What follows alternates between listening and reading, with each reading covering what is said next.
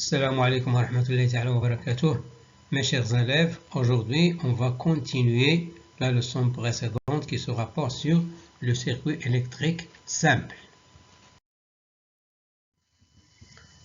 Paragraphe 3. Comment choisir les matériaux pour la construction d'un circuit électrique? Petit 1. Définition.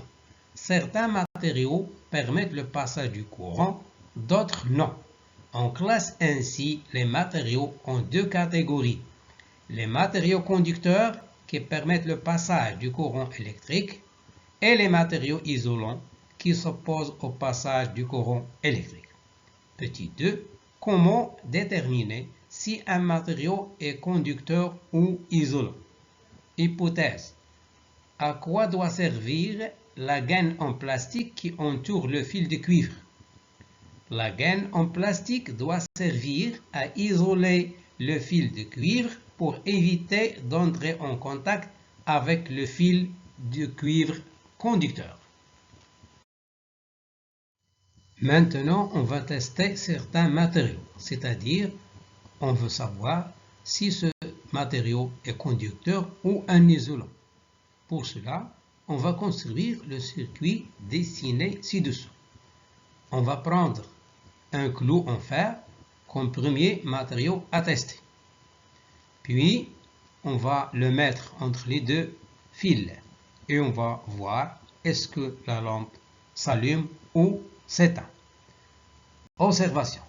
Quel est l'état de la lampe? C'est-à-dire, est-ce que la lampe est allumée ou éteinte? Donc, l'observation montre que la lampe est allumée. Interprétation.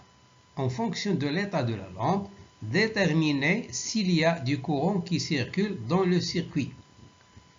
Si la lampe est allumée, c'est qu'il y a du courant électrique qui traverse le circuit. Conclusion, ce matériau est-il conducteur ou isolant? Le fer est un matériau conducteur puisqu'il est traversé par le courant électrique.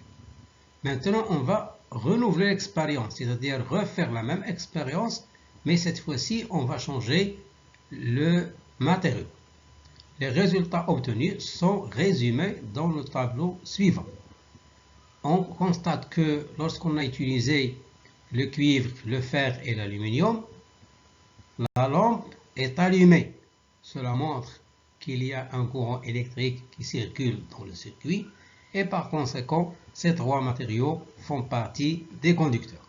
Tandis que lorsqu'on utilise le plastique, le papier ou le verre, on constate que la lampe est éteinte et par conséquent, il n'y a plus de courant électrique qui circule dans le circuit, d'où on déduit que ces trois matériaux, c'est-à-dire le plastique, le papier et le verre, font partie des isolants.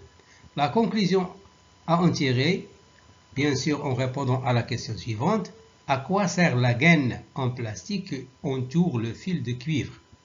La gaine en plastique a pour rôle d'isoler le fil de cuivre et d'éviter ainsi qu'on puisse entrer en contact avec le fil de cuivre conducteur. Application. Chaîne conductrice d'une lampe. Pour qu'une lampe s'allume, il faut que le courant électrique passe par la chaîne conductrice suivante, constituée d'un plot suivi d'une tige, le filament, une tige et le culot. Les isolants séparent le plot et le culot. Wassalamu alaikum wa rahmatullahi ta'ala wa barakatuh. Votre professeur Raji Mohamed.